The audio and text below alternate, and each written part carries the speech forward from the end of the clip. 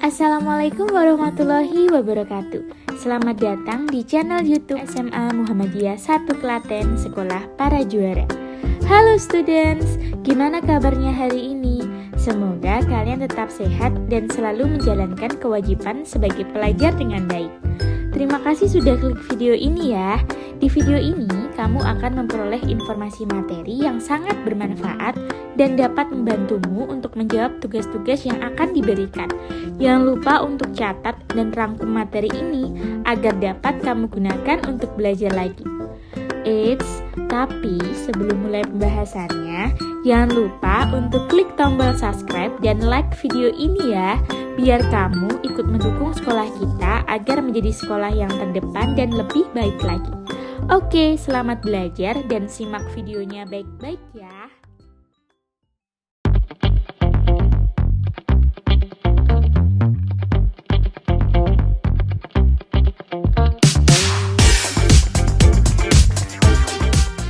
Assalamualaikum warahmatullahi wabarakatuh. Anak sekalian, pertama kita panjatkan puji syukur kehadirat Allah Subhanahu wa taala. Kita masih bisa dipertemukan di dalam daring yang ketiga ini. Anak sekalian, bahwa pada kesempatan kali ini masih kita membahas pada bab 1, yaitu pada poin C.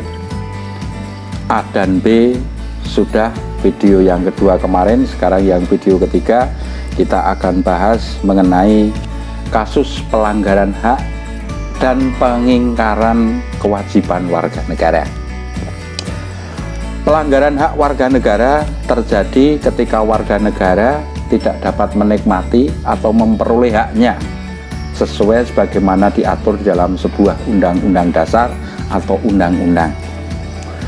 Pelanggaran hak warga negara merupakan akibat dari adanya pelalaian atau pengingkaran terhadap kewajiban, baik dilakukan oleh pemerintah, oleh perusahaan, atau dilakukan oleh warga negara sendiri.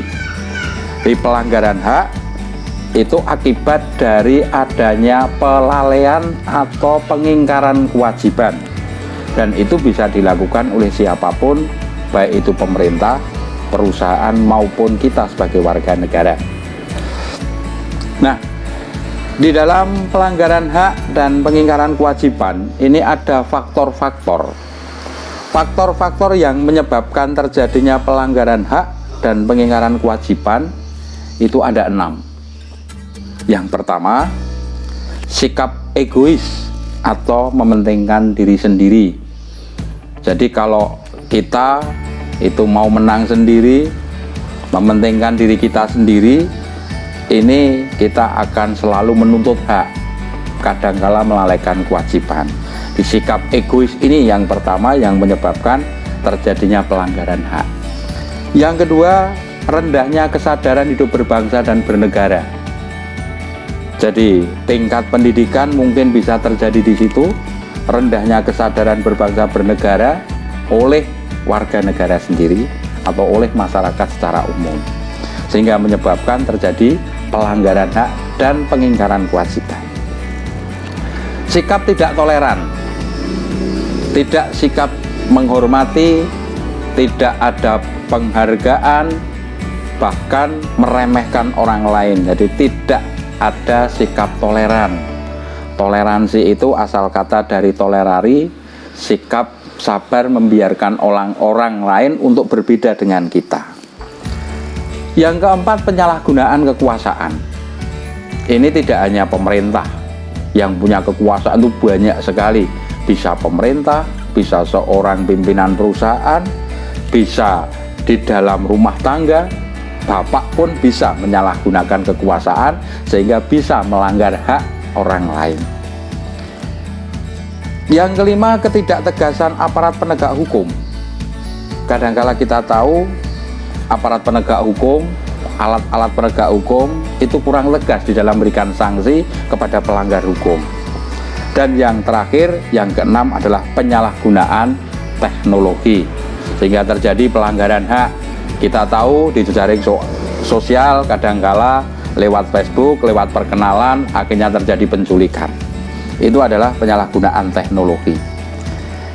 Nah, contoh-contoh pelanggaran hak warga negara itu banyak sekali. Antara lain, proses penegakan hukum yang belum optimal. Misalnya kasus salah tangkap, masih adanya tebang pilih, diskriminatif, bahkan ada slogan yang mengatakan bahwa hukum itu tajam di bawah, tumpul di atas. Ini namanya proses penegakan hukum yang belum optimal.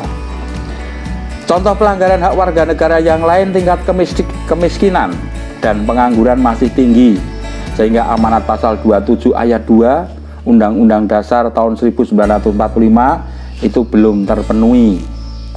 Kasus pembunuhan, kasus pencurian, kasus pemerkosaan, kekerasan dalam rumah tangga, ini juga masih marak di dalam masyarakat. Tindak kekerasan atas nama agama, misalnya pengerusakan tempat ibadah dengan mengatasnamakan agama. Pelanggaran hak cipta, ini juga terjadi ya di negara kita.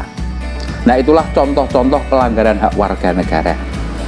Lantas contoh kasus pengingkaran kewajiban, mulai dari yang sederhana sampai yang berat, ini juga ada.